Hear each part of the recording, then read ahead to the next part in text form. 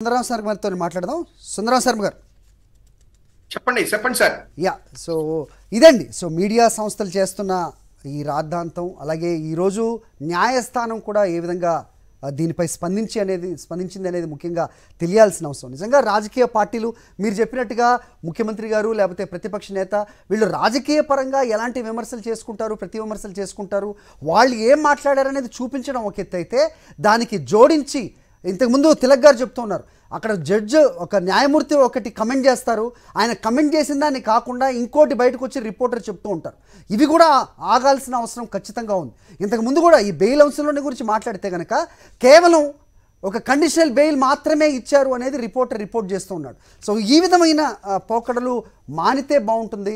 ఆ తర్వాత ఈ ఆర్డర్లో ఏమేమి అంశాలు అయితే ఆయన ప్రస్తావించారో న్యాయమూర్తి, ఆ కోర్టు ఆర్డర్ బయటకు వచ్చిన తర్వాత మనం డీటెయిల్గా దీన్ని ప్రశ్నించడం కూడా మనం చూస్తూ ఉన్నాం. ఏం చెప్తారు దాని గురించి కమెంట్? ఇక్కడ పాసింగ్ రిమార్క్స్ జడ్జీల బెంచ్ మీద చేసినటువంటి వాటిని కూడా పేపర్లలో పెద్ద పెద్ద హెడ్డింగ్లు పెట్టుకోవటం, ఈ మీడియా దాని మీద ఒక డిబేట్లు జరపడం అనేటువంటిది కూడా ఈ రాష్ట్రంలో మనం చూసామండి. ఎందుకని చెప్పనంటే, ఒకవేళ నిజంగా పాసింగ్ రిమార్క్స్ ఎప్పుడు చేస్తారంటే ఈ అడ్వకేట్ ని కూడా అడుగుతారు. వాళ్ళకు కొంత ఇన్ఫర్మేషన్ కోసం అని చెప్పనని కొన్ని అడగటం జరుగుతాయి. వాటిని కూడా పెద్ద పెద్ద హెడ్డింగ్లు, అంటే ప్రభుత్వానికి వ్యతిరేకంగా కనుక ఏదన్నా ఉండేటట్లయితే దాన్ని వెంటనే పేపర్లలో పెద్ద పెద్ద హెడ్డింగులు పెట్టేసి మెయిన్ హెడ్డింగుల్లో ఇది చేసేసి వాళ్ళు ముందుకెళ్ళటం అనేటువంటిది కూడా మనం చూస్తా ఉన్నాం. అట్లాంటి వాటిని కూడా తప్పు అనేది తెలుసు వాళ్ళకి, అది చేయటం తప్పు.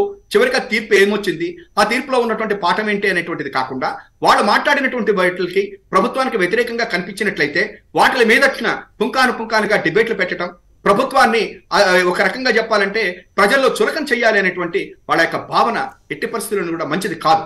ఇంకొకటి కూడా ఏంటంటే, ఇవాళ మనం అన్ని వ్యవస్థల్లోనూ కూడా గౌరవించుకోవాల్సినటువంటి అవసరం ఉంది.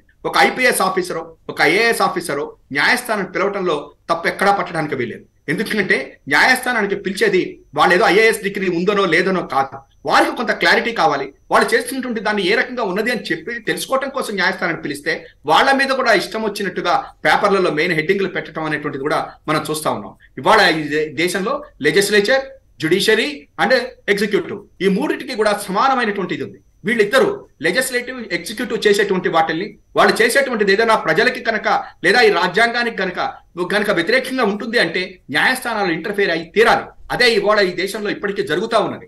ఆ జరుగుతోంది కాబట్టే మన ప్రజాస్వామ్యం ఇంకా కొంచెం ముందుకు వెళ్తా ఉంది. అటువంటి పరిస్థితుల్లో న్యాయస్థానాల మీద కూడా ఈ రకమైనటువంటి మీడియా ట్రయల్స్ చేయటం, ఆ యొక్క న్యాయమూర్తులకు లేదా న్యాయవాదులు కూడా మాట్లాడాల్సి వస్తుంది. వాటి రోజున న్యాయవాదులకు కూడా మీద కూడా కనుక ఈ రకమైనటువంటి మీ యొక్క చపల చాతుర్యాన్ని కనుక ప్రదర్శించినట్లయితే ప్రజలకి వ్యవస్థల మీద కనుక సరైనటువంటి ఇది లేకపోయేటట్లయితే మన ప్రజాస్వామ్యం కుప్పకూలే అవకాశాలు ఉన్నాయి. ఇది ఒక ఆంధ్రప్రదేశ్ లోనే జరుగుతుందని చెప్పడంలో సందేహం లేదు సార్.